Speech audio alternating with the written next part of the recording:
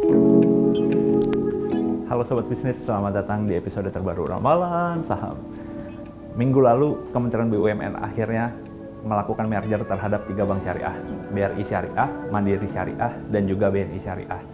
Ketiganya diperkirakan akan memiliki nilai aset sebesar 200 triliun.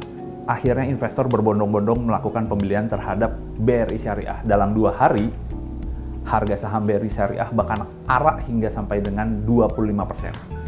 Selain itu, pengadilan juga akhirnya memvonis mantan Direktur Utama Jiwasraya seumur hidup atas kerugian yang dilakukan terhadap negara.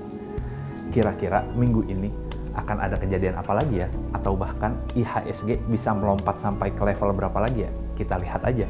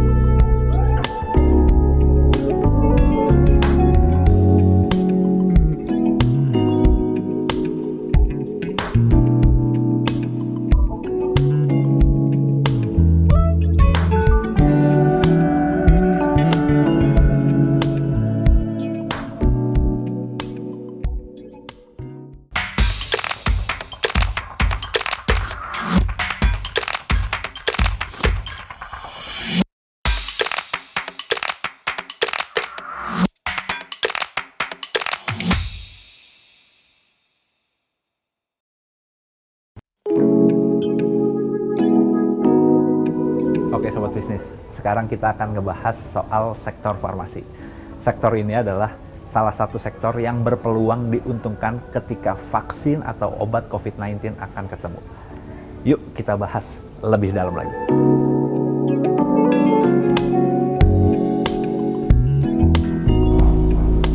Halo Sobat Bisnis, selamat datang di episode terbaru Ramalan Saham. Hari ini kita bakal ngebahas soal emiten farmasi. Nah, saya sudah kedatangan apoteker yang selama ini meramu berita-berita dari sektor farmasi, yaitu Ria Situmorang. Halo Pandu. Halo, gimana ya kabar ya? Baik. Nah, kebetulan nih Sobat Bisnis pengen tahu nih soal sektor farmasi. Soalnya kan kalau nggak salah November besok itu vaksin dari COVID-19 akan mulai didistribusikan. Nah, so far dari sektor farmasi ada kabar apa nih? Oke, jadi sebenarnya setiap minggu itu kita selalu update. Terakhir kali itu kita update soal Indofarma yang kerjasama sama Novavax. Itu adalah perusahaan asal Australia yang juga memproduksi vaksin. Nah, selain di Indofarma juga ada perusahaan-perusahaan BUMN seperti Bio Farma dan juga Kimia Farma yang mengadakan kerjasama dengan perusahaan-perusahaan biofarmasi seperti G42 dan juga Sinovac. Nah, selain perusahaan BUMN ini ada juga perusahaan Kalbe Farma, perusahaan swasta yang juga kerjasama vaksin dengan Genexin, perusahaan asal Korea Selatan. Oke, kan mereka udah ada kerjasama nih ya. So far gimana sih update terbaru tentang vaksin itu sendiri? Apakah November besok bisa direalisasikan atau gimana ya? Sebenarnya kalau kita ngelihat sendiri dari perkembangannya ya, yang saat ini masih prospektif itu dari perusahaan-perusahaan BUMN. Karena Indofarma, Kimia Farma, dan juga Bio Farma itu sekarang sedang fase ketiga dari perusahaan-perusahaan kerjasamanya. Sementara kalau Kalbe Farma itu masih di fase 1 dengan Genexin. Tapi kita juga masih ada rasa pesimis. Kenapa? Karena di fase 3 itu banyak yang gagal, Nu. Oke. Tuh. Nah, di luar ketiga itu masih ada satu emiten juga yang masuk dalam kelompok sektor farmasi, yaitu Sido Muncul dengan kode SIDO. Nah, kalau dari Sido Muncul sendiri ada kabar apa nih ya? Kalau dari Sido Muncul sendiri, dia banyak produksi produk-produk herbal, produk-produk kesehatan. Kalau dari vaksin sih dia enggak, karena memang tujuan dan fokusnya itu lebih kepada jamu dan suplemen, bukan vaksin. Jadi Sobat Bisnis, sektor farmasi adalah salah satu sektor yang dianggap kebal terhadap dampak yang disebabkan oleh COVID-19. Kalau sektor lain itu kena dampak dari sisi pendapatan maupun laba. Nah, kayaknya sih sektor farmasi enggak nih. Soalnya kan selama pandemi konsumsi vitamin dan obat kita semakin tinggi untuk menambah imunitas tubuh. Bener nggak gitu ya? Kalau dari sisi kinerja? Kalau dari sisi kinerja sih bisa dibilang untuk produk-produk suplemen, vitamin itu memang tinggi, Ndu. Cuman kalau dibilang obat resep itu menurun sih sebenarnya. Karena tingkat orang datang ke rumah sakit itu kan menurun. Jadi itu juga berdampak sama obat-obatan resep. Jadi nggak selamanya sih farmasi itu tidak berdampak. Ada juga sih untuk segmen-segmen tertentu dia jadi menurun kinerjanya. Kalau dari Kalbe, KF, Inaf, dan Sido gimana nih kerjanya? Kalau dari kinerjanya sendiri bisa dibilang keempat perusahaan ini membukukan kinerja yang positif. Cuman Indofarma itu belum bisa membukukan kinerja yang apik karena masih rugi. Bisa dibilang itu pendapatannya naik tapi bebannya itu masih tinggi karena ada tender-tender yang ditunda sampai dengan kuartal ke-3 sampai dengan ke-4. Tapi dari secara keseluruhan sih positif. Kalbe Farma itu masih labanya itu sekitar 2 digit. Terus Kimia Farma juga masih membukukan laba. Sama juga dengan Sido yang masih 2 digit nih labanya. Jadi sobat bisnis, ada satu hal yang menarik nih. Harga saham Inaf dan KF selalu sama, 3390. Mereka tidak pernah jauh berbeda untuk pergerakan sahamnya. Sobat bisnis tahu nggak kenapa tuh? Jadi gini, Ndu. Nah, kata analis Alfred Enggolan, perusahaan seperti KF dan Inaf itu punya vaksin mandatory. Jadi mereka itu punya privilege. Nah, vaksin-vaksin yang diproduksi oleh pemerintah itu pasti akan segera didistribusikan kepada masyarakat. Nah, pastinya keuntungan mereka itu akan lebih besar dibandingkan perusahaan swasta seperti Kalbe Farma. Tapi di sisi lain, harga mereka itu bubble gara-gara saham mereka itu bisa dibilang kepemilikan publiknya itu sangat kecil, makanya mudah sekali digoyang oleh pasar. Ngomong-ngomong soal analis nih ya, lu ada nggak sih sebenarnya target harga jangka pendek dari analis nih untuk Kalbe, Inaf, Kimia Farma maupun Sido Muncul? Ada Ndo. Nah, target jangka pendek dari Sukor Sekuritas, pertama, Kalbe itu masih sideways pada level 1560 sampai 1600.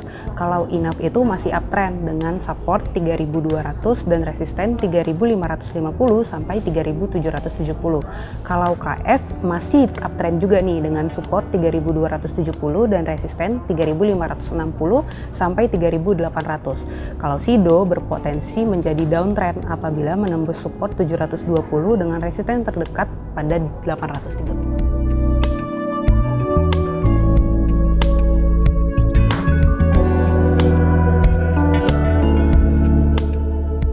Itu tadi sobat bisnis, penjelasan khusus emiten sektor farmasi dari Ria Situmorang. Tapi ya, lu ada ini gak sih? Quotes of the day atau tips buat para investor pemula yang menjadi subscriber kita.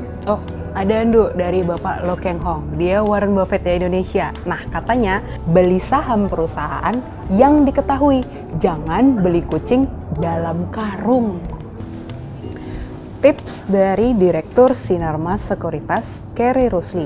Baca berita dan perhatikan fundamental perusahaan. Khususnya berita di bisnis.com. Benar banget tuh ya. Di episode sebelumnya kita juga udah ngebahas tentang cara menghitung fundamental perusahaan. Sobat bisnis bisa cek cara menghitung fundamental perusahaan di episode ketiga. Nah, nih gue dapat bocoran juga. Tips yang ketiga itu dari Ketua Kadin Rosan Ruslani. Semakin tinggi return yang dihasilkan oleh suatu instrumen investasi, maka kalian harus curiga karena investasi itu harus aman dan nyaman. Supaya apa? Supaya kalian tidak kebobolan. Tips yang keempat dari CEO Sukor Sekuritas Bernardus Wijaya, yaitu mindset, method, money management plus disiplin sama dengan cuan. Sobat bisnis mau cuan atau enggak? Itu dia ulasan sektor farmasi. Jangan lupa untuk nantikan program ramalan saham minggu depan. Selain itu, kami nantikan juga nih request tema tertentu dari sobat bisnis. Isi aja di kolom komentar. Habis itu like dan juga subscribe ya channel ini. Sampai jumpa lagi di ramalan saham minggu depan. Video ini tidak untuk direproduksi atau disalin oleh orang lain. Rekomendasi apapun yang terkandung dalam video ini mungkin tidak cocok untuk semua investor dan tidak boleh digunakan sebagai penilaian tunggal untuk investasi. Meskipun informasi yang terkandung di sini telah diperoleh dari sumber yang kredibel, tapi tidak dapat dijamin. Semua hak dilindungi oleh PT Jurnalindo Aksara Grafika. Perbanyak referensi, selamat berinvestasi.